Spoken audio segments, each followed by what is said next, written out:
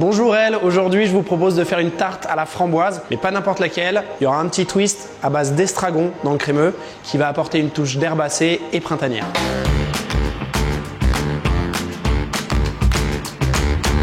Pour cette recette, on a évidemment besoin de framboises, d'excellentes framboises, en plus c'est la saison, de l'estragon frais. J'ai préparé une pâte sucrée en amont et on a aussi une crème d'amande pour donner un peu de moelleux à notre recette. La pâte sucrée est déjà abaissée, 2 mm, pas plus. Et maintenant, on va la foncer autour de ce cercle.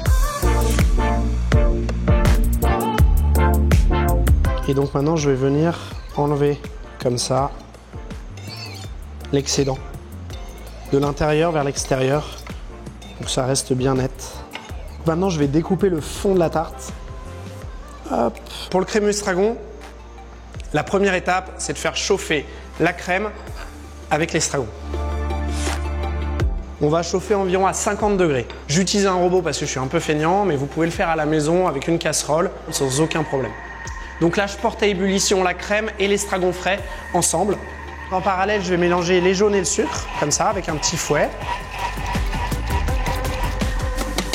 J'ai choisi l'estragon parce que j'adore ça. Je trouve que ça a un côté herbacé très intéressant et qui se marie hyper bien avec la framboise. Moi, j'avais des grands-parents qui jardinaient beaucoup.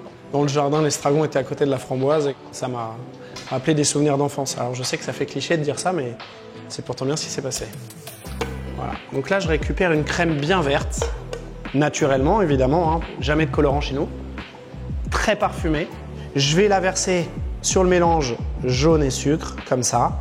Et ensuite, on va cuire comme une crème anglaise, donc à 85 degrés. Hop, on est parti. Voilà, donc mon crémeux, je vais le verser directement sur la gélatine. On la dissout bien. Et ensuite, on va laisser refroidir au frigo. Donc là, je suis en train de souder le fond aux parois. Je vais vous donner maintenant une petite astuce pour éviter en fait que les bords de pâte retombent à la cuisson. On repasse le fonçage cru au congélateur pour le passer d'une température négative au four directement. Et elle n'a pas eu le temps du coup de glisser parce que le beurre n'a pas eu le temps de fondre, qu'il est déjà saisi par la chaleur. Maintenant que la pâte est bien froide, je l'enfourne 170 degrés pour environ 12 minutes. Après 12 minutes, on a une pâte qui est un peu blanchâtre. Je vais me servir de cette pré-cuisson pour venir dorer les bords.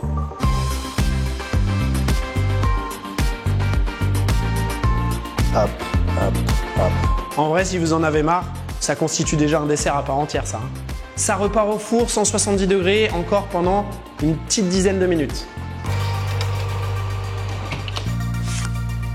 Donc là, mon crémeux estragon, je vais le battre un petit peu pour le lisser à l'aide d'un fouet. Voilà, donc il a une couleur bien verte. Allez. Avec le reste des framboises, je vais les mixer et faire une sorte de gel.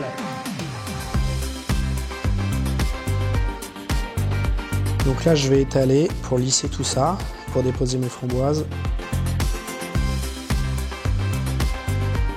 Voilà, donc ça va permettre aussi aux framboises de se coller entre elles et de mieux se tenir. Il ne reste plus qu'à déguster. C'est parti. Elle est encore un peu tiède. C'est magnifique. Franchement, j'adore cette tarte. Il faut absolument que vous la testiez. Je comprends que l'estragon, ça puisse faire un peu peur, mais en vrai, ça marche super bien.